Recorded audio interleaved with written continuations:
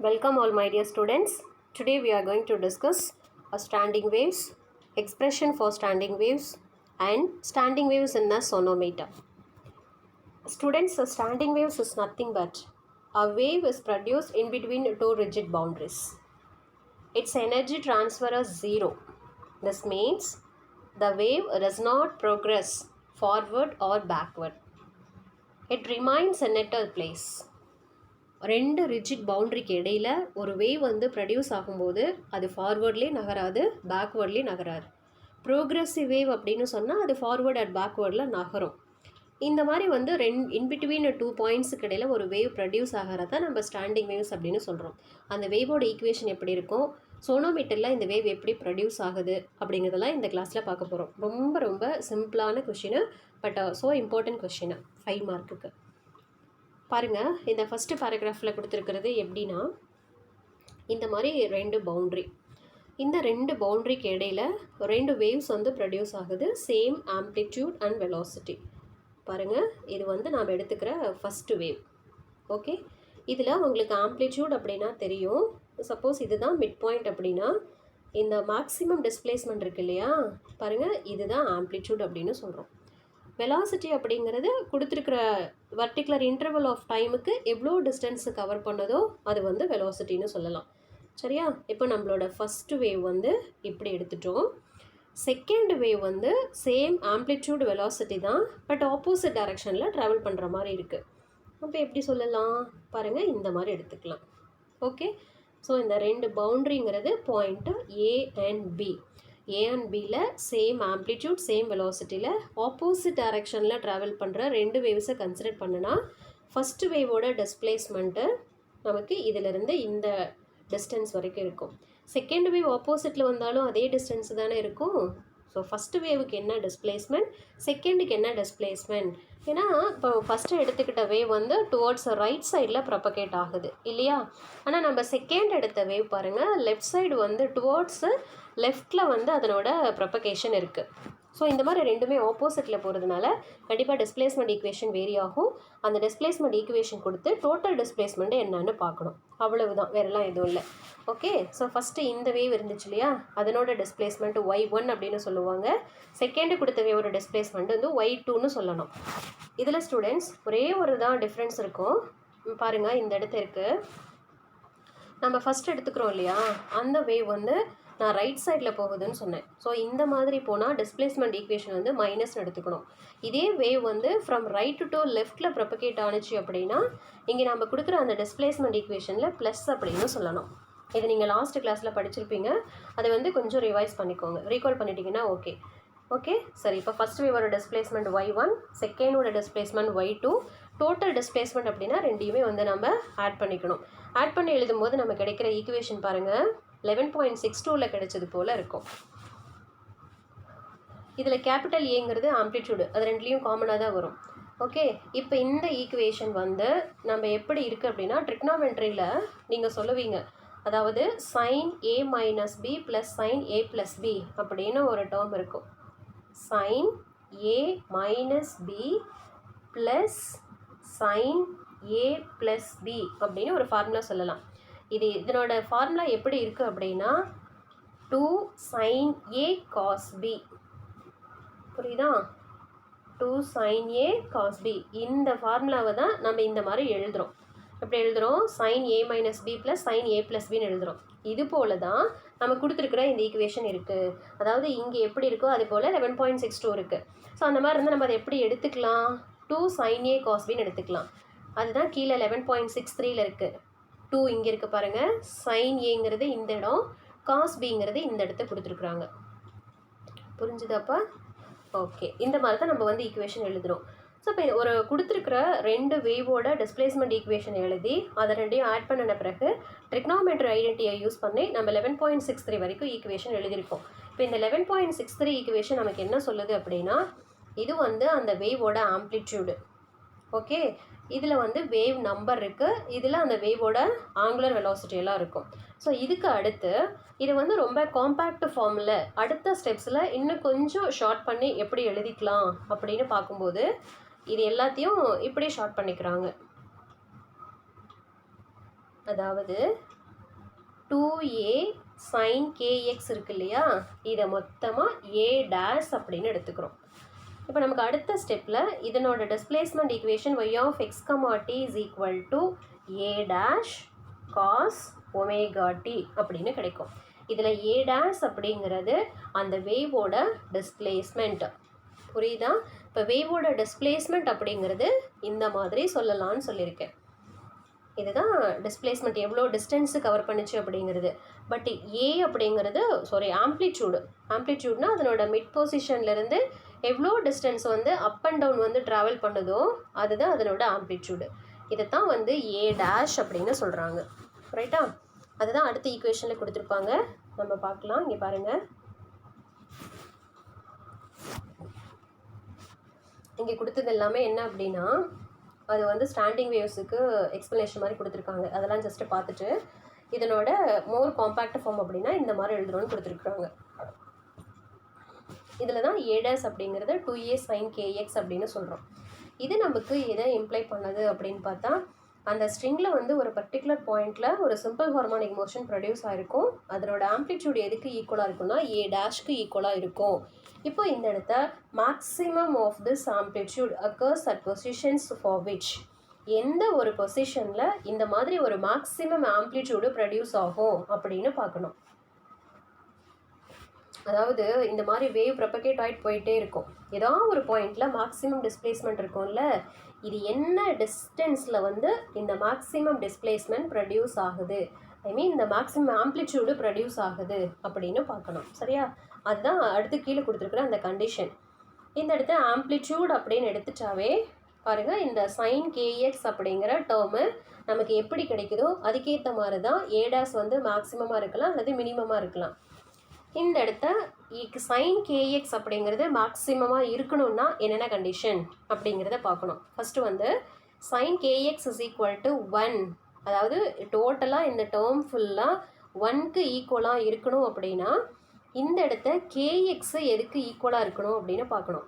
இந்த கேஎக்ஸ் என்னவா இருந்தால் சைன் கேஎக்ஸ் ஈக்குவல் டு 1ஆக இருக்கும் அப்படின்னு பார்க்கும்போது அந்த கேஎக்ஸோட வேல்யூ ஒன்றா π/2 இருக்கலாம், அல்லது 3π/2 இருக்கணும், ஆர் 5π/2 இருக்கணும். இந்த மாதிரி ஹாஃப் இன்டெக்ரல் மல்டிபிள்ஸ் ஆஃப் பையில் இருந்துச்சு அப்படின்னா கண்டிப்பாக sine K X is equal to 1ன்னு கிடைக்கும் இல்லையா? இதில் இந்த டேர்ம்ஸில் கொடுத்துருக்குற இதெல்லாம் இந்த பைன்னு இருக்குல்ல, அதெல்லாம் தான் இங்கே எடுத்துக்கிட்டாங்க.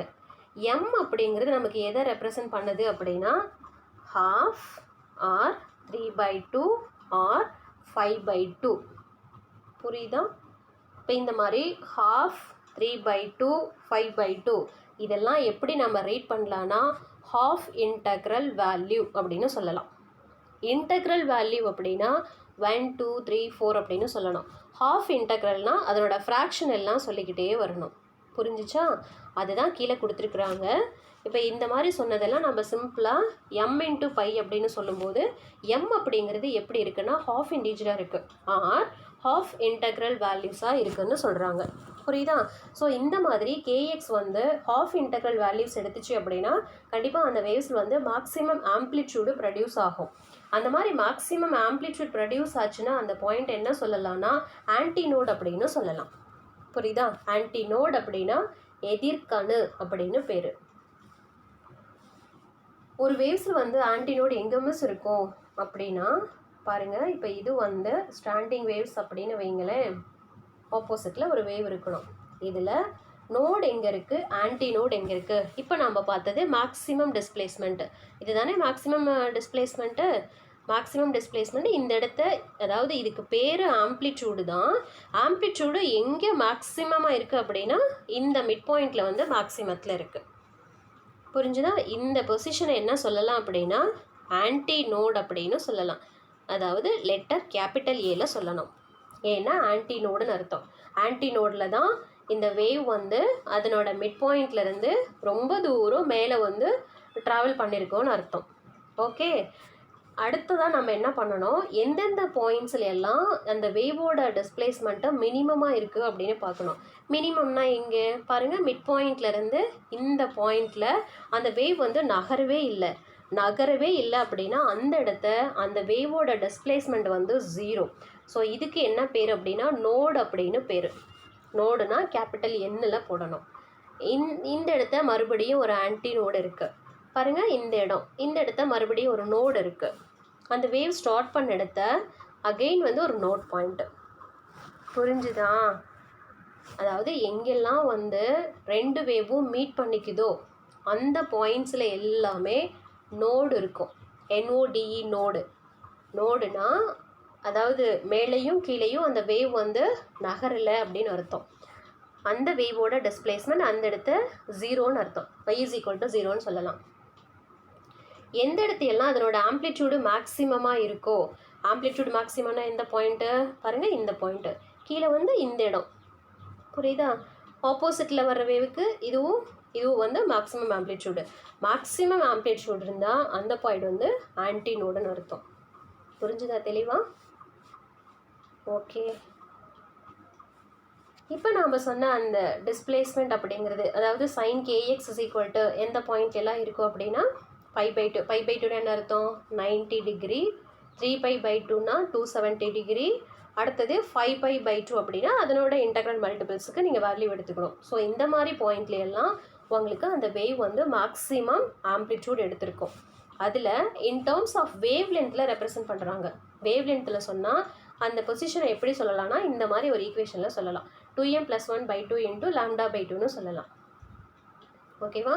இது எக்ஸாக்டாக எந்த பாயிண்டில் ஆம்ப்ளிடியூடு மேக்ஸிமமாக இருக்கும் அப்படின்னு சொல்கிறாங்க. இதில் m = 0ன்னு நம்ம ஃபஸ்ட்டு சப்ஸ்டியூட் பண்ணோன்னா m 0னா இந்த டேர்ம் ஃபுல்லாக காலி ஆகிடும். ஃபஸ்ட்டு இந்த ப்ராக்கெட்டில் இருக்கிறதுல ஒரு ½ இருக்குது. செகண்ட் மல்டிபிளில் ஒரு λ/2 இருக்குது. ரெண்டையும் சேர்த்தா நமக்கு கிடைக்கிறது λ/4ன்னு கிடைக்கும். இந்த பாயிண்டில் ஆம்ப்ளிடியூடு மேக்ஸிமமாக இருக்கும். ஆன்டினோடு ஃபஸ்ட்டு ஆன்டினோடு ப்ரொடியூஸ் ஆகும். வேவ் எப்படி சொல்லலாம்? இந்த மாதிரி சொல்லலாம். இப்போ இதுதான் ஒரு கம்ப்ளீட் வேவ்னு எடுத்துக்கோங்களேன். கம்ப்ளீட் வேவ் அப்படின்னா அதனோட வேவ் லென்த்து λ. ஓகே. இது வந்து அந்த வேவில் ½. இது வரைக்கும் அதோட டிஸ்டன்ஸ் என்ன அப்படின்னா λ/2. இதில் ஒரு ½ எடுக்கணும் அப்படின்னா இந்த இடத்த பிரிக்கணும். ஸோ இதிலிருந்து இது வரைக்கும் இதோட டிஸ்டன்ஸ் என்னவாக இருக்கும் அப்படின்னா λ/4 இருக்கும். தெரியுதா? λ/4. இப்போ ஒரு கம்ப்ளீட் லாம்டா அப்படிங்கிறது குவாட்ரா 4 λ/4 சேர்ந்தது தான் ஒரு லாம்டா. அந்த லாம்டாவில் பாதி அப்படின்னா λ/2. λ/2ல் ஒரு ½ கட் பண்ணால் தான் λ/4. சரியா? அந்த λ/4ல் தான் பாருங்கள் இந்த ஃபஸ்ட்டு ஆன்டினோடு ப்ரொடியூஸ் ஆகுதுன்றாங்க. அப்படின்னா எந்த இடம்? இந்த இடம்.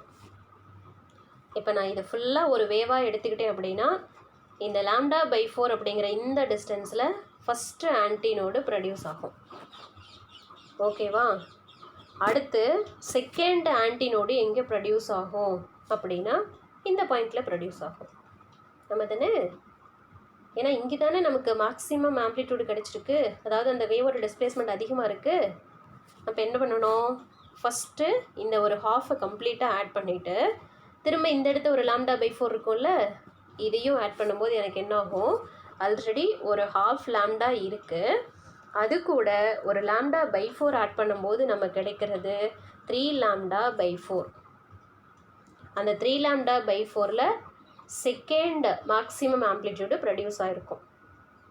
இதே மாதிரி தான் அடுத்து எந்த பொசிஷனில் அடுத்து நமக்கு வந்து மேக்ஸிமம் ஆம்ப்ளிடியூட் கிடைக்குது அப்படின்னு பார்க்கணும். இதை அப்படியே கண்டினியூ பண்ணணும்னு வைங்க, வேவ் இந்த மாதிரி போய்கிட்டே இருக்கும். இந்த மாதிரி வேவ் போகும்போது எனக்கு இந்த பாயிண்டில் அடுத்து மேக்ஸிமம் ஆம்ப்ளிடியூடு கிடைக்கும். இதுக்கு என்ன பண்ண போகிறோம்? இந்த கம்ப்ளீட் லாம்டா இருக்குல்ல, இது கூட இன்னொரு λ/4 ஆட் பண்ணணும். ஆட் பண்ணால் 5 λ/4 கிடைக்கும். ஸோ இதே மாதிரி தான் இதுக்கு ஈக்குவேஷனை கொடுத்துட்டே போவாங்க. புரியுதா? அதை தான் இங்கே சொல்லியிருக்கிறாங்க. m = 0னா எந்த பொசிஷனில், m = 1னா எந்த பொசிஷன், m = 2னா என்ன பொசிஷன். ஸோ இந்த மாதிரி பொசிஷன்ல எல்லாம் நமக்கு ப்ரொடியூஸ் ஆகிறது ஆன்டினோட்ஸ். அதாவது அந்த வேவோட மேக்ஸிமம் டிஸ்பிளேஸ்மெண்ட் பொசிஷன்.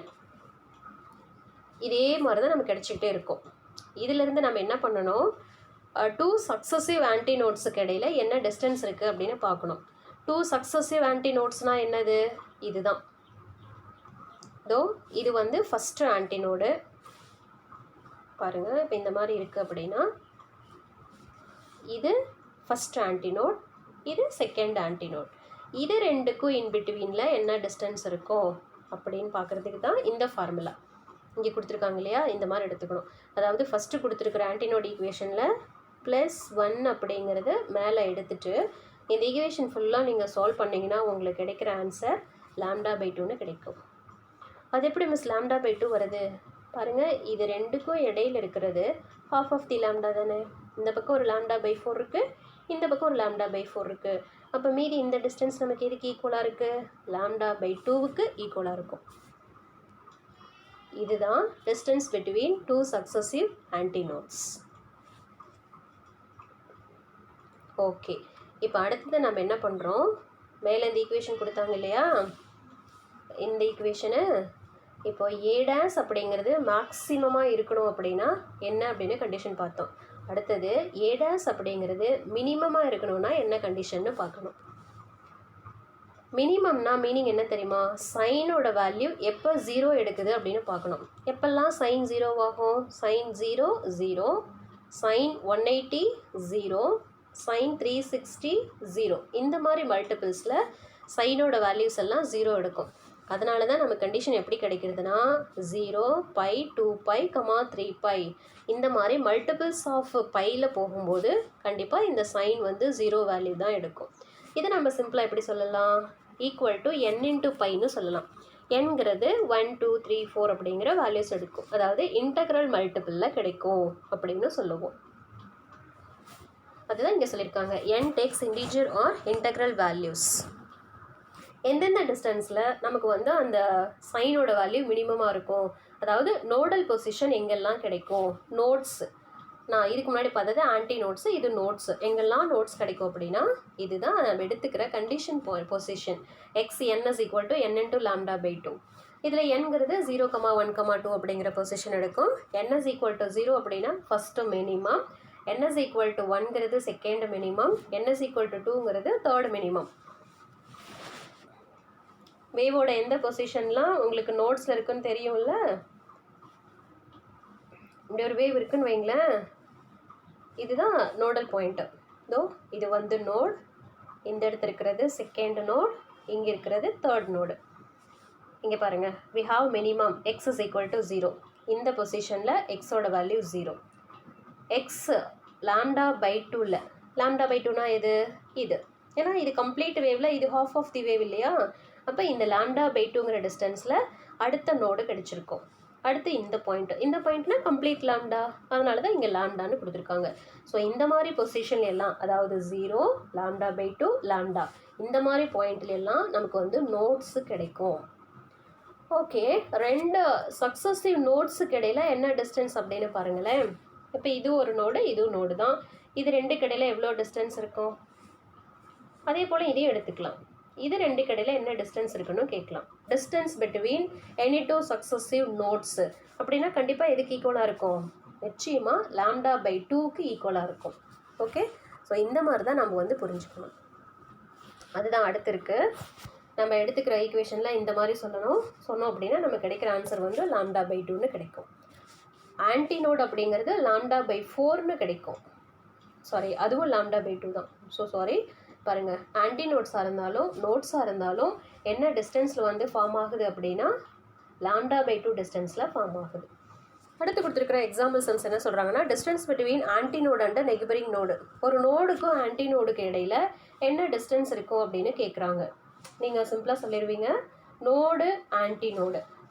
இதெல்லாம் நோட் பாயிண்ட்டு, இன்பிட்வீனில் இது வந்து ஆன்டி நோடு. அவங்க கேட்குறது நோடுக்கும் ஆன்டி நோடுக்கும் என்ன டிஸ்டன்ஸ்னு கேட்குறாங்க. அப்போ இது வந்து ஒரு குவார்ட்டர் பார்ட்டு தானே. ஸோ கண்டிப்பாக எதுக்கு ஈக்குவலாக இருக்கும், λ/4க்கு ஈக்குவலாக இருக்கும். ஓகே, அதில் இந்த ஃபார்முலா எடுத்து போடணும். ஆன்டி நோடு ஃபார்முலா எடுக்கணும், நோடு கண்டிஷன் ஃபார்முலா எடுக்கணும். ரெண்டையும் மைனஸ் பண்ணிங்கன்னா ரெண்டுக்கு இடையில இருக்கிற டிஸ்டன்ஸ் என்னன்னு தெரிஞ்சிடும். அடுத்து கேரக்டரிஸ்டிக் ஆஃப் ஸ்டேஷ்னரி வேவ்ஸ். இந்த ஸ்டேஷ்னரி வேவோட கேரக்டர் என்ன அப்படின்னு பார்த்தா, அதாவது disturbance between two rigid boundaries. இதுதான் வந்து ஸ்டேஷ்னரி வேவ். மீனிங் எல்லாம் நான் உங்களுக்கு ஸ்டார்டிங்லேயே சொல்லிட்டேன். அதுதான் இந்த பேராகிராஃபில் கொடுத்துருக்குறாங்க. செகண்ட் பாயிண்ட் அப்படின்னு பார்க்கும்போது, certain positions in the region in which the wave exists to have maximum amplitude called antinodes, and at certain points the amplitude is minimum or zero are called nodes. Amplitude maxima இருந்தால் அது வந்து antinode, மினிமம்னா node. இதுவும் நமக்கு தெரியும். Third point, distance between two successive nodes or antinodes lambda by 2. Okay. And fourth, distance between node and its neighbouring antinodes lambda by 4. இதுவும் நமக்கு தெரியும். அடுத்து இதில் எனர்ஜி வந்து ட்ரான்ஸ்ஃபர் ஆகும் அப்படின்னா நிச்சயமாக எனர்ஜி ட்ரான்ஸ்ஃபர் ஆகாது, 0. இதெல்லாம் இதோட characteristic. It's a very very important 3 mark question. அடுத்த ஸ்டூடெண்ட்ஸ், ஒரு ப்ரோக்ரெசிவ் வேவுக்கும் ஒரு ஸ்டேஷ்னரி வேவுக்கும் என்ன டிஃப்ரென்ஸ் அப்படின்னு கேட்பாங்க. இதுவும் very important 3 mark question. Progressive வேவ்னா என்னது? அது வந்து ப்ரோக்ரெஸ், மேலும் மேலும் அது முன்னேறிக்கிட்டு போய்கிட்டே இருக்கணும், ஃபார்வர்டில் ட்ராவல் பண்ணணும். அதுதான் ப்ரோக்ரெசிவ் வேவ். ஸ்டேஷ்னரினா ஒரே பாயிண்டில் அது ஸ்டேபிளாக இருக்கிறது. அதுக்கு தான் இந்த 2 பாயிண்ட்ஸும் கொடுத்துருக்குறாங்க. அது நீங்கள் ரீட் பண்ணாவே உங்களுக்கு புரிஞ்சிடும். அடுத்தது பாருங்களேன், செகண்டு ப்ரோக்ரெசிவ் வேவில் all the particles in the medium vibrate such that the amplitude of the vibration for all particles is the same. அந்த ப்ரோக்ரெசிவ் வேவில் இருக்கிற எல்லா பார்ட்டிகளோட ஆம்ப்ளிடியூடும் ஒரே மாதிரி தான் இருக்கும். அதே போல் ஸ்டேஷ்னரி வேவ்ஸில் எப்படி இருக்கும் அப்படின்னா, accept at notes all the particles of the medium vibrate such that amplitude of vibration is different for different particles. The amplitude is minimum or 0 at nodes and maximum at antinodes. அதாவது notes அப்படிங்கிற அந்த பாயிண்ட்டை தவிர மீதி எல்லாமே ஒரே மாதிரி amplitudes இருக்கும். Third point, these waves carry energy while propagating. இந்த சைடு பார்க்கும்போது does not transport energy. So இந்த மாதிரி டிஃப்ரென்ஸ் எழுதணும் அப்படின்னா இது 3 மார்க்கில் கேட்குற கொஷின்.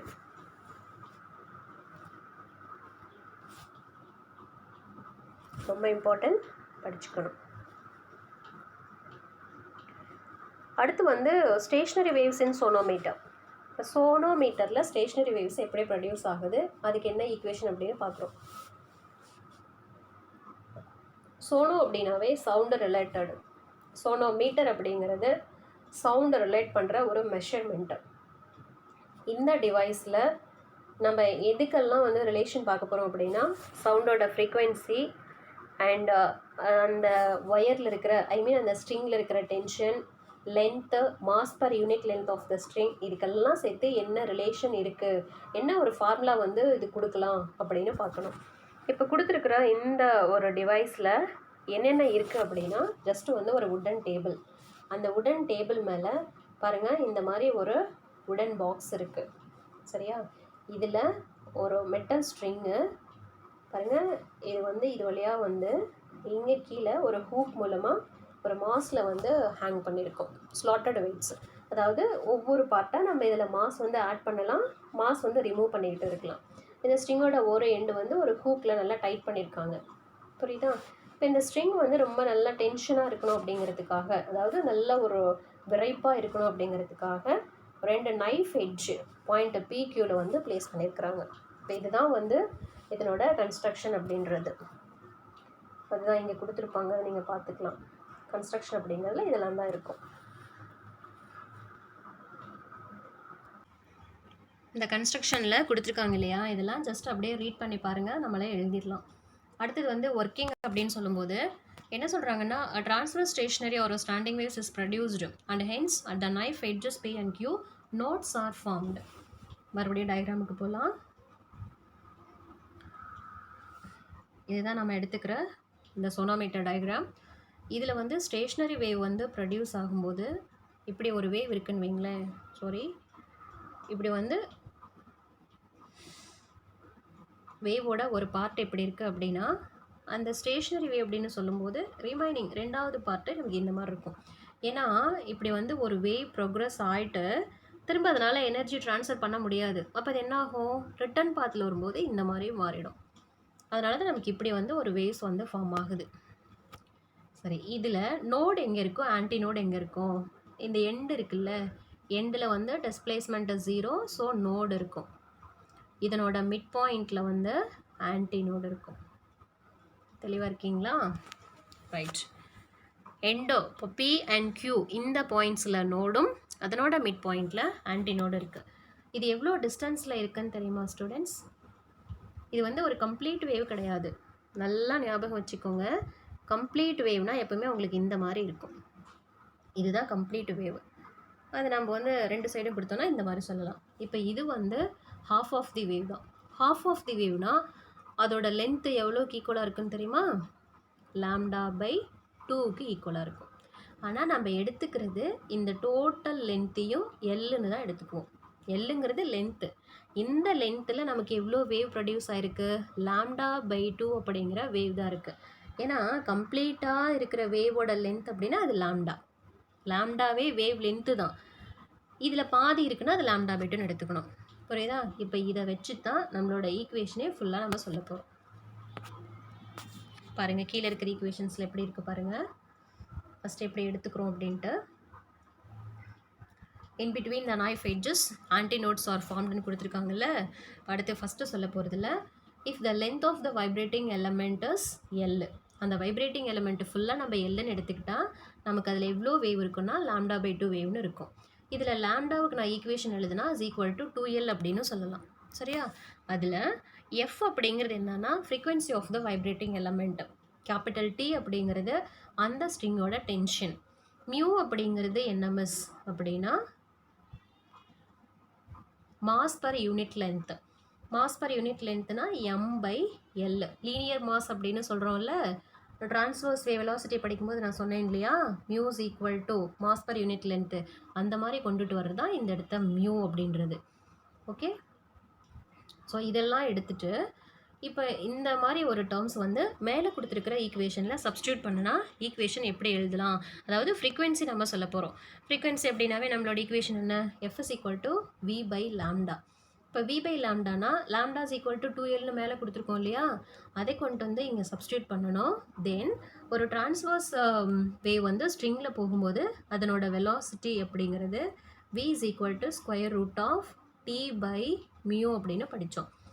நான் எடுத்த கிளாஸில் தான், இதுக்கு முன்னாடி கிளாஸில் உங்களுக்கு சொன்னேன் இல்லையா, அதனோட ரிசல்ட்டு இதனோட V அண்ட் தென் மேலே இருக்கிற லாம்டா, இது ரெண்டையும் சப்ஸ்டியூட் பண்ணும்போது நம்ம கிடைக்கிற equation 1/2L into root of T/μன்னு கிடைக்கும்.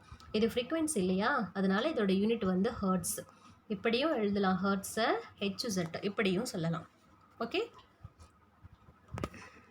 அடுத்தது என்ன நம்ம சொல்ல போகிறோம்? ரோ அப்படிங்கிறது density of material of the string. அந்த கம்பி இருக்குல்ல, அதோட டென்சிட்டி வந்து ரோன்னு சொல்லணும். டிங்கிறது டயாமீட்டர் ஆஃப் த ஸ்ட்ரிங். அதாவது ஒரு சில ஸ்ட்ரிங் வந்து இப்படி இருக்கும், ஒரு சில ஸ்ட்ரிங் வந்து இந்த மாதிரி தடிமன்லையும் இருக்கும் இல்லையா. அப்போ கண்டிப்பாக இதோட டயாமீட்டர் இதுக்கு டயாமீட்டர் வேரி ஆகும். இந்த மாதிரி டயாமீட்டரை வச்சு சொல்லும்போது நம்ம அடுத்து அந்த ஃப்ரீக்வன்சி ஈக்குவேஷனை எப்படி கொண்டுட்டு வரலாம் அப்படின்னு பார்க்கும்போது, இந்த மாதிரி இருக்கிற ரோ அண்டு டயாமீட்டர் இது ரெண்டையும் லீனியர் மாஸ் டென்சிட்டியில் சப்ஸ்டியூட் பண்ணணும். ஸோ அப்படி சப்ஸ்டியூட் பண்ணும்போது எனக்கு மியூங்கிறது என்னவா மாறி இருக்கும் அப்படின்னு பார்க்கும்போது பாருங்கள், மியூக்கு வந்து நம்ம இப்படி எடுத்துக்கணும், area into density. Area into டென்சிட்டினா அந்த ஒயரோட ஏரியா πr², டென்சிட்டி வந்து ரோன்னு கிடைக்கும். இப்போ இந்த ஈக்குவேஷன்ஸில் கூட ஆருங்கிறது ரேடியஸ் தானே, அதில் டயாமீட்டரை உள்ளே கொண்டு வரணும். இப்போ ரேடியஸுக்கும் டயாமீட்டருக்கும் என்ன ரிலேஷன் சொல்ல போகிறோம்? நம்ம ரேடியஸ் அப்படிங்கிறது half of the diameter. But இங்கே r² இருக்கே, r² is equal to d²/4. அதனால தான் நமக்கு இப்படி ஒரு ஈக்குவேஷன் கிடைக்குது. புரிஞ்சுதா? எதுக்கு கிடைச்சிருக்கு இது? மியூ அப்படிங்கிற டேர்முக்கு. இந்த மியூ அப்படியே எடுத்துகிட்டு போய் இதில் நீங்கள் சப்ஸ்டியூஷன் கொடுக்கணும். அப்படி சப்ஸ்டியூட் பண்ணால் நமக்கு கிடைக்கிற ஈக்குவேஷன் இதோ பாருங்கள், இந்த மாதிரி கிடைக்கும். Okay, F is equal to V/λ. மேலே கொடுத்துருக்குல, கீழே மியூ இருந்துச்சு இல்லையா, இதுக்கு சப்ஸ்டியூட் பண்ணணும். சப்ஸ்டியூட் பண்ணினதில் இந்த π/4 இருக்குல்ல, 1/4 இது வெளியே ரூட்டுக்கு வெளியே வந்தால் 2ன்னு மாறி இருக்கும். இப்போ இந்த 2க்கும் நீங்கள் கேன்சல் பண்ணியிருந்திருப்பீங்க. ஸோ மொத்தமாக இதெல்லாம் காலியாக இருந்திருக்கும். அதுக்கு பிறகு π × ρ மட்டும் ரூட்டில் இருக்கட்டும். இந்த d² வெளியில் எடுத்தால் ஜஸ்ட் வந்து L × dன்னு கிடச்சிருந்துருக்கும். ஓகே, அதுதான் இந்த ஈக்குவேஷன். புரியுதா? இப்போ வந்து ஒரு ஸ்ட்ரிங்கில் ப்ரொடியூஸ் ஆகிற ஸ்டேஷ்னரி வேவ்க்கு என்ன ஃப்ரீக்வன்சி அப்படின்னா நம்ம இந்த ஃபார்முலா தான் எடுத்துக்கணும். F is equal to 1/LD into root of T/π into ρ. அடுத்த எக்ஸாம்பிள் சம். 11.21. இது வந்து very important 3 mark problem. Expect பண்ணுற ப்ராப்ளத்தில் இதுவும் ஒரு ப்ராப்ளம், ரொம்ப important. Let f be the fundamental frequency of a string if the string is divided into 3 segments L1, L2 and L3 such that the fundamental frequencies of each segment be f1, f2 and f3. Show that. இப்போ கொடுத்துருக்குறாங்க இல்லையா, இது மாதிரி இதில் உங்களுக்கு answer கிடைக்கணும் அப்படின்னு சொல்கிறாங்க. இதை ப்ரூவ் பண்ண சொல்லி கேட்குறாங்க. நம்ம எடுத்துக்கிறது மேலே ஃபார்முலா சொன்னோம் இல்லையா, அதுபடி என்னென்ன கொடுத்துருக்காங்கன்னா ஃப்ரீக்வன்சி லென்த்தும் கொடுத்துருக்காங்க. அது ரெண்டும் என்ன ரிலேஷனில் இருக்குதுன்னு பார்க்குறோம். Frequency is inversely proportional to length இல்லையா. ஃப்ரீக்வன்சி இன்வர்ஸ்லி ப்ரப்போர்ஷனல், ஏன்னா மேலே 1 இருக்குது, கீழே தான் அந்த டேர்ம் இருக்குது. எப்படி ரீட் பண்ணோம்னா F is inversely proportional to எல்லுன்னு சொல்லணும். இதில் வந்து நம்ம ஃபார்முலாவாக எழுதுனா எப்படி எழுதலாம், F is equal to v/2l அப்படின்னு சொல்லலாம். இதிலிருந்து நீங்கள் லென்த்துக்கு ஈக்குவேஷன் எழுதுனீங்கன்னா இந்த மாதிரி வரும். L is equal to v/2f அப்படின்னு கிடைக்கும். புரியுதா? இப்போ ஈக்குவேஷன்லாம் இந்த ரிலேஷனில் இருக்குது அப்படின்னு எடுத்துக்கிட்டு ஃபஸ்ட்டு லென்த்து செக்மெண்ட் அப்படின்னு பார்க்கும்போது, அதாவது அந்த 3 செக்மெண்ட்டில் வேவ் ப்ரொடியூஸ் ஆச்சுல்ல, அதில் ஃபஸ்ட்டு செக்மெண்ட்டுக்கு லென்த்து அப்படின்னு பார்க்கும்போது இதுதான் லென்த்து. மேலே சொன்ன ஈக்குவேஷன் தான் நம்ம எழுதி லென்த்துக்கு மட்டும் என்ன ஈக்குவேஷனை எடுத்துக்கிறோம். இதே மாதிரி தான் second and third L2, L3 எல்லாம் எப்படி இருக்குது அப்படின்னு பார்க்கணும். இதை எடுத்துகிட்டு டோட்டல் லென்த்துனா இது எல்லாத்தையும் ஆட் பண்ணுவோம் இல்லையா. ஆட் பண்ணினதில் மேலே இருக்கிற இந்த ஒவ்வொரு டேர்ம்ஸோட லென்த்தையும் சப்ஸ்டியூட் பண்ணுறீங்க. மியூ, இது எல்லாமே வி வெலாசிட்டி, வி எல்லாம் எல்லாத்துலேயும் காமனாக இருக்குது. அதே போல் 1/2 எல்லாத்துலேயும் காமனாக இருக்குது. எல்லாம் கேன்சல் பண்ணனா நமக்கு இந்த மாதிரி ஒரு ரிசல்ட்டு கிடைக்கும் இல்லையா. அவங்க கொடுத்தது வந்து நம்ம ப்ரூஃப் பண்ணிட்டோம். ஓகே, அடுத்த ஹெட்டிங் பாருங்கள், fundamental frequency and overtones. இந்த ப்ரொடியூஸ் ஆன ஸ்டாண்டிங் வேவ்க்கு fundamental frequency and overtones எப்படி இருக்கும் அப்படின்னு சொல்லணும். இது வந்து ரொம்ப ஒரு சிம்பிளான டேர்ம்ஸ் தான். இது எல்லாமே எப்படி இருக்குன்னு நான் சொல்லிடுறேன் சிம்பிளாக, நீங்கள் அதை வச்சு புரிஞ்சுக்கோங்க, ரொம்ப கன்ஃபியூஸ் பண்ணாதீங்க. பாருங்கள், கொடுத்துருக்குற 2 rigid boundaries X is equal to 0, X is equal to L. எக்ஸ்னா டிஸ்டன்ஸு, ஒரு இடத்த வந்து 0ன்னு எடுத்துக்கிறோம், ஏன்னா அது ஸ்டார்டிங்கு. அடுத்த பாயிண்ட்டு சம்திங் டிஸ்டன்ஸ் அது ட்ராவல் பண்ணியிருக்கோம் இல்லையா, அதனால் இந்த இடம் வந்து X is equal to L. இந்த மாதிரி 2 பொசிஷனை எடுத்துக்கிட்டோம். இந்த 2 பொசிஷனுக்கு இன்பிட்வீனில் ஸ்டாண்டிங் வேவ்ஸ் வந்து ப்ரொடியூஸ் ஆகுது. இதுதான் வந்து அந்த ஸ்ட்ரிங்கு. இந்த ஸ்ட்ரிங் வந்து விக்லிங் அப்படின்னா அதை ப்ளக்கிங் பண்ணுறது, வைப்ரேட் பண்ண மாதிரி பண்ணோம்னா நமக்கு ஸ்டாண்டிங் வேவ்ஸு ப்ரொடியூஸ் ஆகும். அப்படி ப்ரொடியூஸ் ஆகிற அந்த ஸ்டாண்டிங் வேவ்ஸில் எவ்வளோ வேவ் லென்த்து, எத்தனை வேவ் இருக்கும் அப்படின்னு எக்ஸாக்டாக நம்ம சொல்ல முடியாது. அது லென்த்து, அதனோட வேவு, அதாவது எத்தனை நோடு ஆன்டி நோடு அப்படிங்கிறத வச்சு ஃபண்டமெண்டல் ஃப்ரீக்வன்சியும் ஓவர் டோனும் சொல்ல முடியும். ஓகே, இப்போ இங்கே என்ன தான் சொல்லியிருக்கிறாங்க அப்படின்னு பார்க்கும்போது பர்டிகுலராக எடுத்துக்கிற இந்த லென்த்து, இது 0 to Lனா டோட்டல் லென்த்து எல்லு தானே. எல்லில் வந்து பாருங்கள், இப்படி ஒரு வேவ்ஸ் வந்து ப்ரொடியூஸ் ஆகிருக்குன்னு வைங்களேன். இந்த மாதிரி வேவ்ஸ் இருக்குது அப்படின்னா கண்டிப்பாக இந்த 2 எட்ஜ்லேயும், நான் சொல்கிறது டிஃப்ரென்ஸ் உங்களுக்கு புரியுதா, இந்த எட்ஜு இந்த எட்ஜு, அதாவது பவுண்ட்ரி, இந்த பவுண்ட்ரியில் வந்து நிச்சயமாக நோடு தான் இருக்கும். நோடு அப்படின்னா என்ன அர்த்தம், டிஸ்பிளேஸ்மெண்ட் வந்து 0, அதாவது அந்த வேவ் வந்து இந்த பக்கம் நகரில், இந்த பக்கம் மேலே போகலை, எக்ஸாக்டாக அந்த இடத்த டிஸ்பிளேஸ்மெண்ட்டு 0 ஆகிடுச்சு. இப்போ இந்த மாதிரி நோட்ஸ் அப்படின்னாவே எத்தனை வேவ் வந்து எக்ஸாக்டாக அங்கே இன்பிட்வீனில் ப்ரொடியூஸ் ஆகுது அப்படிங்கிறத ஒரு கேல்குலேட் பண்ண ஃபார்முலாவை ஃபிக்ஸ் பண்ணுறோம். ஃபண்டமெண்டல் ஃப்ரீக்வன்சியும் ஃபண்டமெண்டல் ஓவர் டோனும் எப்படி இருக்கும் அப்படின்னு தான் கெஸ் பண்ணி எடுத்துக்க போகிறோம். அதுக்கு தான் இங்கே ஈக்குவேஷனே கொடுத்துருக்குறாங்க. அதை தான் கீழே சொல்லிக்கிட்டே வருவாங்க. நான் இதுக்கப்புறம் சொல்கிறது எல்லாமே இந்த டயக்ராம் மட்டும் கரெக்டாக ஞாபகம் வச்சுக்கோங்க. டோட்டலாக நம்ம எடுத்துக்கிற லென்த் வந்து எல்லுன்னு எடுத்துகிட்டு இந்த மாதிரி சொல்லணும். ஆனால் இங்கே எப்படி சொல்கிறாங்கன்னா ஃபஸ்ட்டு வந்து ஒரு ½ லாம்டா தான் இதில் ஃபஸ்ட்டு ப்ரொடியூஸ் ஆகுது அப்படின்னு எடுத்துக்கிறாங்க. அப்படின்னா எந்த மாதிரி மிஸ் சொல்கிறாங்க, இப்படி சொல்கிறாங்க. இதோ இப்படி வந்து வைப்ரேஷன் வருது அப்படின்னா இவ்வளோ தான் ஃபஸ்ட்டு வந்து பேசிக்காக இருக்குது. பேசிக் அப்படின்னா இது எவ்வளோ தெரியுமா, ½ of the wavelength. So L is equal to λ/2ன்னு நம்ம பேசிக்கில் எடுத்துக்கிறோம், λ/2. L is equal to lambda by 2னா lambda என்னன்னு கிடைக்கும் 2Lன்னு கிடைக்கும். ஓகே, இதை வச்சுட்டு தான் சொல்லணும். அதாவது எனக்கு கொடுத்துருக்குற அந்த L அப்படிங்கிற டிஸ்டன்ஸில் lambda by 2 number of waves வந்து ப்ரொடியூஸ் ஆகிருக்கும். lambda by 2ஓட மல்டிபிள்ஸில் வேவ்ஸ் வந்து ப்ரொடியூஸ் ஆகிருக்கும். அதை வச்சு ஃப்ரீக்வன்சி ரிலேட் பண்ணி கொண்டு வரணும். எப்படிங்கிறதா இப்போ கீழே நம்ம ஃபஸ்ட்டு பார்க்க போகிறோம்.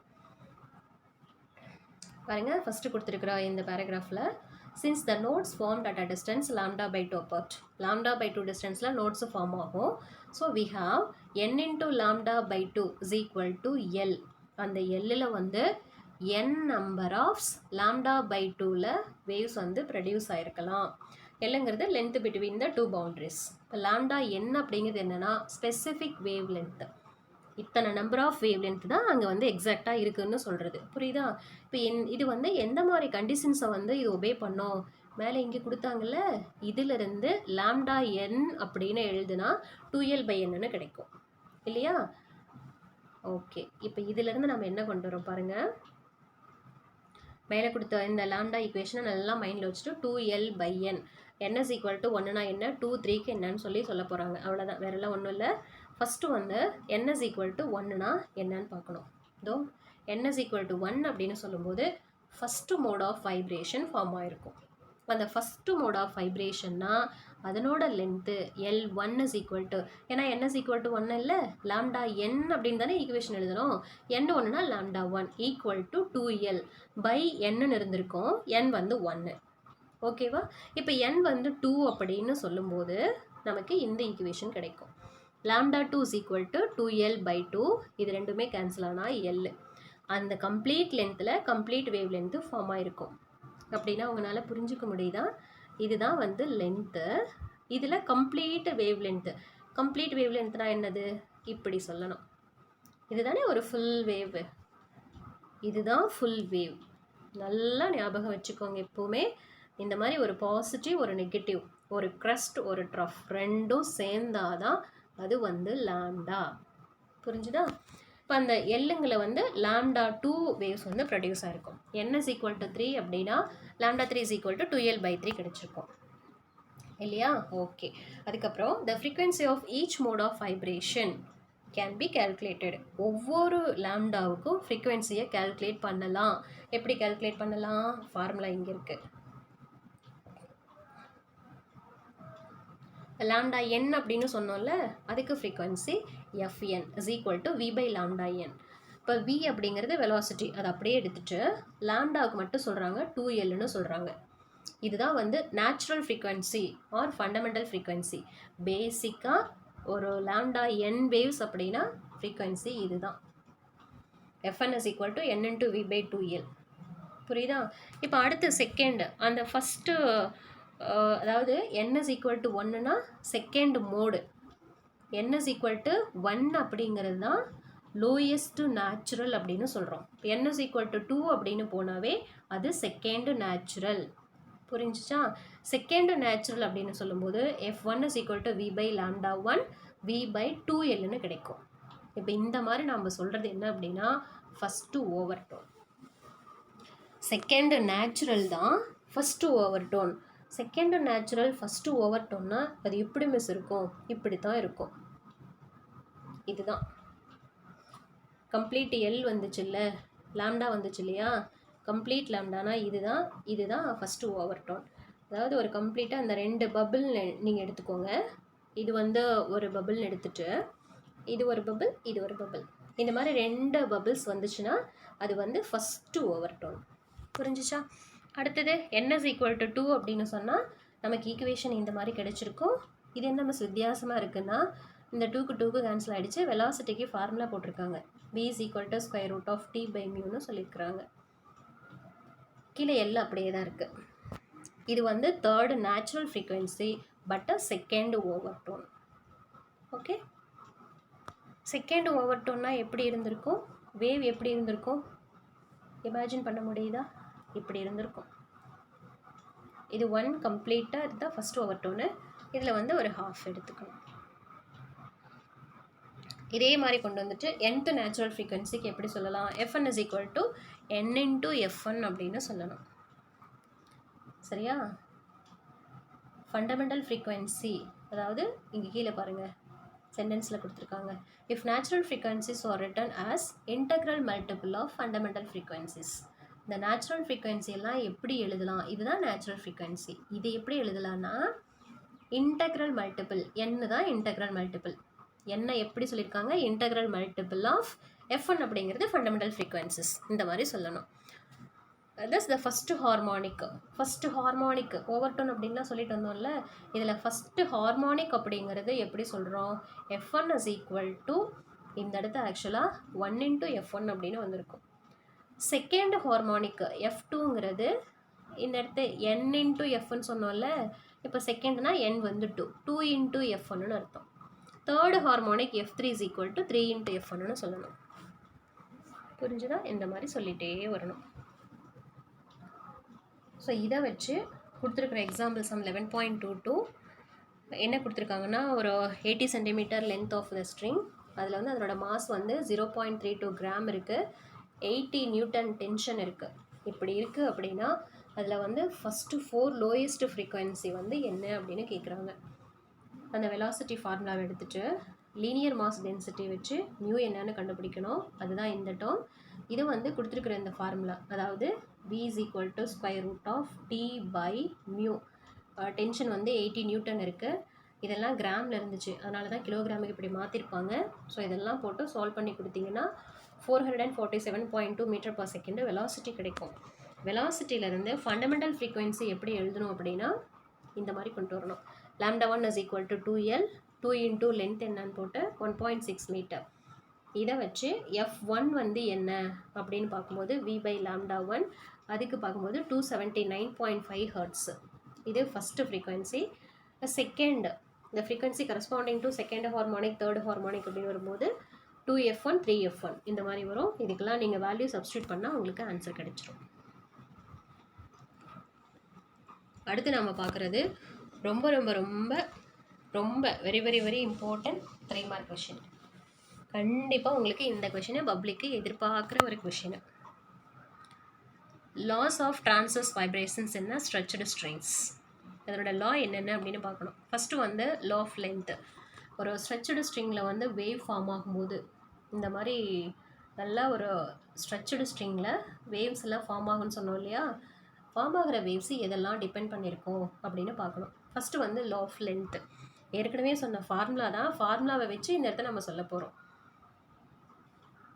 அப்போ ஃபஸ்ட்டு நம்ம எதெல்லாம் எடுத்துக்கிறோம், லென்த்தை வச்சு ஈக்குவேஷன் எடுத்துக்கிறோம். இப்போ லென்த் அப்படின்னு சொல்லும்போது for a given wire with tension and mass per unit length, டென்ஷனும் மாஸ் பர் யூனிட் லென்த்து இது ரெண்டும் கான்ஸ்டண்ட்டாக எடுத்துட்டு லென்த்து மட்டும்தான் இந்த இடத்த வேரி ஆகுது அப்படின்னு எடுத்துக்கணும். இது வேரி எழுதுனது, டென்ஷனும் மியூவும் கான்ஸ்டண்ட்டு, எல்லு மட்டும் வேரி ஆகுது. எது வேரி ஆகுதோ அந்த நேம் தான் வரும். எப்படி ஈக்குவேஷன் கொடுக்கலாம் பாருங்கள், F is inversely proportional to L. இப்போ நான் அதை ஈக்குவல் பண்ணால் ஒரு கான்ஸ்டண்ட்டு கொடுக்கணும், அது C. புரிஞ்சுதா? அதுதான் இங்கே சொல்லியிருக்கிறாங்க. The frequency varies inversely with the vibrating length. ஆக்சுவலாக இதுக்கு நம்ம எடுத்துக்கிற ஃபார்முலா என்ன தெரியுமா, F is equal to 1 by 2L root of T by mu. இதுதான் ஃப்ரீக்வன்சியோட ஃபார்முலா.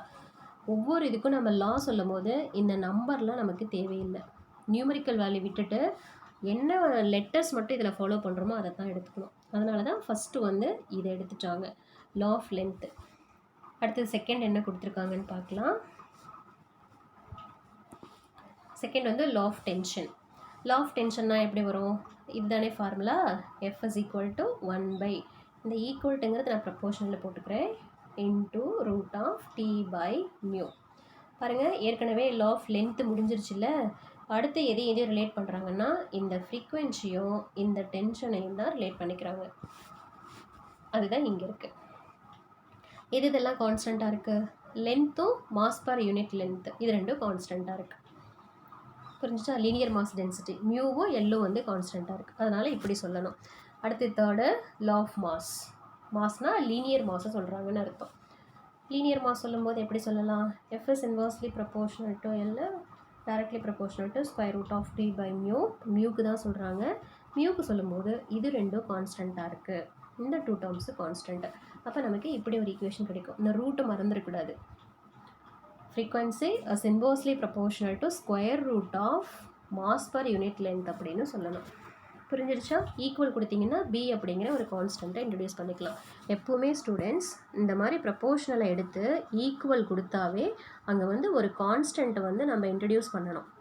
அதுக்கு அந்த லெட்டர் இப்படி கொடுத்துருக்காங்க ஏபிசின்னு சொல்லிட்டு, நீங்கள் அதை வச்சு கன்ஃபியூஸ் பண்ணிக்க தேவையில்லை.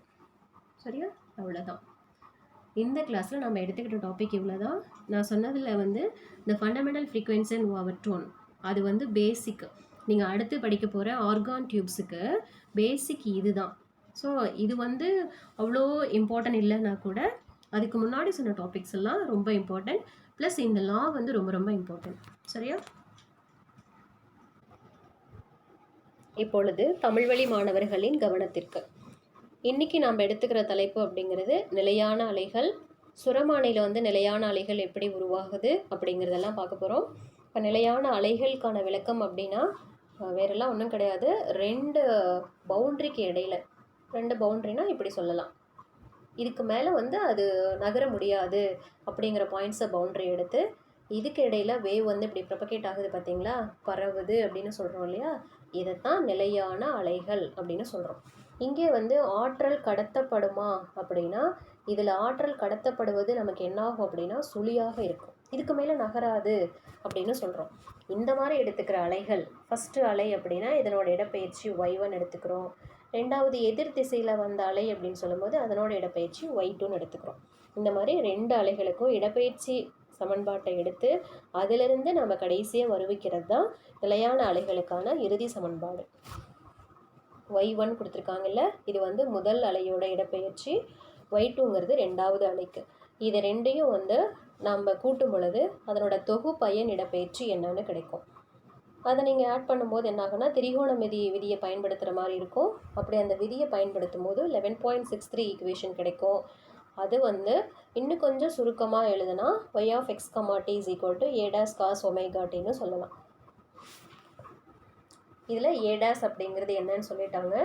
இதில் இந்த a dash வந்து பெருமமாக இருக்கணும்னாலும் சிறுமமாக இருக்கணும் அப்படின்னாலும் அது எதை பொறுத்து இருக்கும்னா sin kxஐ பொறுத்து தான் இருக்கும்.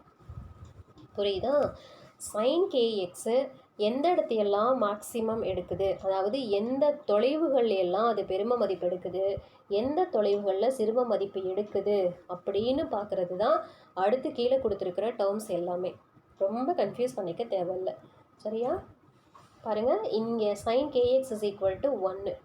sin kx equal to 1னா kx என்னவாக இருக்கணும்னு கொடுத்துருக்குறாங்க. அதை இந்த மாதிரி எழுதலாம். அதில் எம்ங்கிறது என்ன அப்படின்லாம் சொல்லியாச்சு. இது வந்து ஒரு டெரிவேஷனாக வர கொஷின்ஸ் தான். ஸோ நான் இங்கிலீஷ் மீடியம் என்ன சொன்னமோ நீங்கள் அதை ஃபாலோ பண்ணுங்கள். ஃபுல்லாக டெரைவ் பண்ணுறது தான், மேத்தமெட்டிக்கல் டெரிவேஷன் தான். உங்களுக்கு அந்த நோட்ஸு ஆன்டினோடு அப்படின்னு சொன்னோம்ல, ஃபஸ்ட்டு வந்து ஆன்டினோட் அப்படின்னா எதிர்கணு அப்படின்னு சொல்லலாம். நோடு அப்படின்னு சொல்லும்போது ஜஸ்ட் வந்து கணு அப்படின்னு எடுத்துக்கணும். நோடுனா கணு, ஆன்டினோட்னா எதிர்கணு. வேவ் லென்த்னா அலை நீளம். இதுதான் உங்களுக்கு வந்து லெட்ரு மாறுறது. மற்றபடிக்கு எல்லாமே ஒரே மாதிரி தான் இருக்கும். ஜஸ்ட் வந்து அப்படியே நீங்கள் ஃபாலோ பண்ணிக்கிட்டே வரலாம். அடுத்தது a டேஷோட மதிப்பு வந்து எங்கெங்கெல்லாம் சிறுமமாக இருக்கும் அப்படிங்கும்போது sin kx is equal to 0வாக இருக்கணும். எந்த பாயிண்ட்லெல்லாம் 0வாக இருக்குன்னா இந்த இடமெல்லாம். அதை எப்படி சொல்லலாம் அப்படிங்கிறது இங்கே சொல்லியிருக்கிறாங்க. ஸோ இப்போ கணு, என்னாவது கணுவிற்கான நிபந்தனை என்ன அப்படின்னா xn is equal to n into lambda by 2. இதுதான் நிபந்தனை. இதில் n is equal to 0, 1, 2, 3னா எந்த பொசிஷனில் வந்து நமக்கு கணு கிடைக்கும் அப்படின்னு பார்க்கணும். இந்த மாதிரி ஒரு வேவ் இருக்குன்னு வைங்க, இந்த ஜாயின் பண்ணதில் 2 வேவும் இதெல்லாம் கணு. கணுனா n, நோடுன்னு சொல்லணும். இதனோட மிட் பாயிண்ட் இருக்கு இல்லையா, இந்த பாயிண்ட்டு, இதெல்லாம் எதிர்கணு, அது வந்து ஆன்டினோடு அப்படின்னு சொல்லணும். அதுக்கப்புறம் எக்ஸாம்பிள் சம்மு, 2 கணுக்கடியான தொலைவு, எதிர்கணுக்களுக்கு இடையான தொலைவு, அதெல்லாம் இங்கே சால்வ் பண்ணி காமிச்சிருப்பாங்க. அதையும் பார்த்துட்டு எக்ஸாம்பிள் சம்ஸ் இருக்குது, அதையும் பாருங்கள். அடுத்தது நிலை அலைகளோட பண்புகள். பண்புகள் நீங்கள் படித்தாவே உங்களுக்கு புரியும். அப்படியே ரீட் பண்ணி பாருங்கள். 3 மார்க்கில் கேட்குற முக்கியமான கொஷின் சொல்லியிருக்கேன். பாயிண்ட் 2, 3, 4, 5. இதெல்லாம் ரொம்ப முக்கியமான பாயிண்ட்ஸ். சரி, இப்போ அடுத்ததாக இந்த 2 அலைகளுக்கு உள்ள வேறுபாடு, இதுவும் ரொம்ப முக்கியம்தான். மேக்ஸிமம் ஒரே கான்செப்டை திரும்ப திரும்ப சொல்கிற மாதிரி இருக்கும். அதனால் நீங்கள் ஜஸ்ட் இதை ரீட் பண்ணிங்கனாவே உங்களுக்கு இது புரிஞ்சிடும். அடுத்து சுரமானியில் ஏற்படும் நிலையலைகள். சுரமானி அப்படிங்கிறது என்ன, இதில் நம்ம எதெல்லாம் தொடர்பு படுத்த போகிறோம் அப்படிங்கிறது இதில் கொடுத்துருக்குறாங்க. இதனோட அமைப்பு சொல்லியிருக்கிறாங்க. பெருசாக தமிழுக்கும் இங்கிலீஷ்க்கும் இங்கெல்லாம் ஒன்றும் கன்ஃபியூஸ் பண்ணுற அளவுக்கு இருக்காது. ஜஸ்ட்டு நீங்கள் ரீட் பண்ணிகிட்டே வாங்க, புரிஞ்சிடும். அதுக்கப்புறம் இதுவும் ஃப்ரீக்வன்சி நாம் சால்வ் பண்ண ஒரு டெரிவேஷன் தான். இதையும் அப்படியே பாருங்கள்.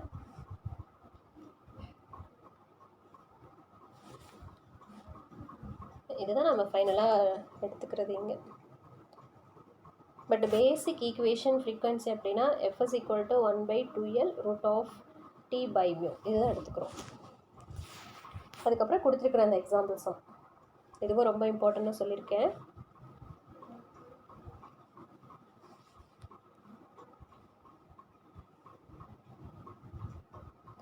அடுத்தது அடிப்படை அதிர்வெண் மற்றும் மேற்சுரங்கள். ஸோ நான் தனித்தனியாக எக்ஸ்பிளைன் பண்ண தேவையில்லை, நீங்கள் அப்படியே பார்த்துட்டு வந்தீங்கன்னாவே உங்களுக்கு புரியும்.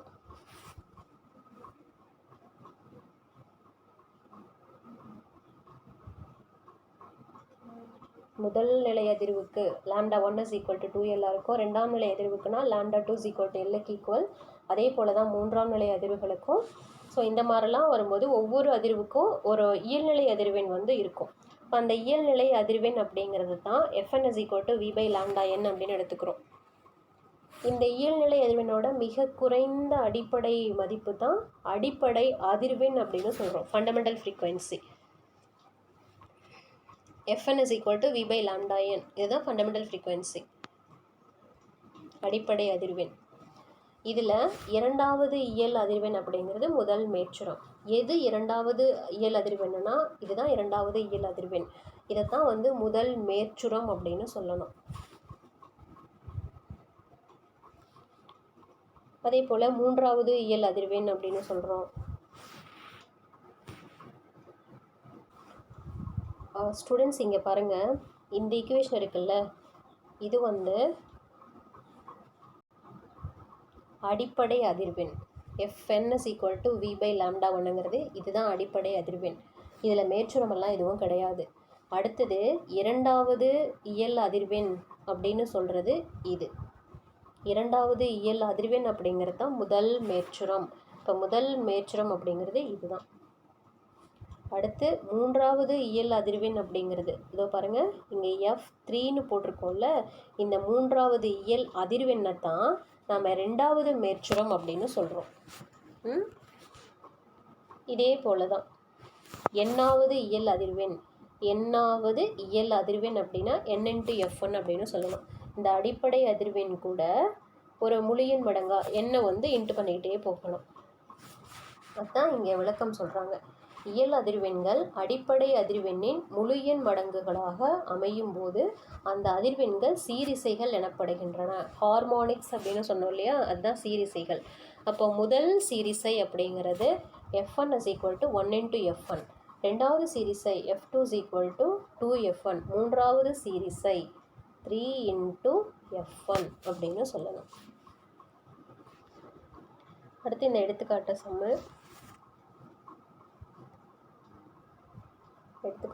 சம் பார்த்துட்டு எழுத்துக்கட்டப்பட்ட கம்பியில் ஏற்படும் குறுக்கலைக்கான விதிகள். இது ரொம்ப ரொம்ப முக்கியமான கொஷினு. நீங்கள் படித்தாவே உங்களுக்கு புரிஞ்சிடும். ஃபஸ்ட்டு நிலத்திற்கான விதி என்ன, அடுத்தது இழுவிசைக்கான விதி என்ன கொடுத்துருக்குறாங்க, கடைசியாக நிறைக்கான விதி என்ன அப்படிங்கிறத பாருங்கள்.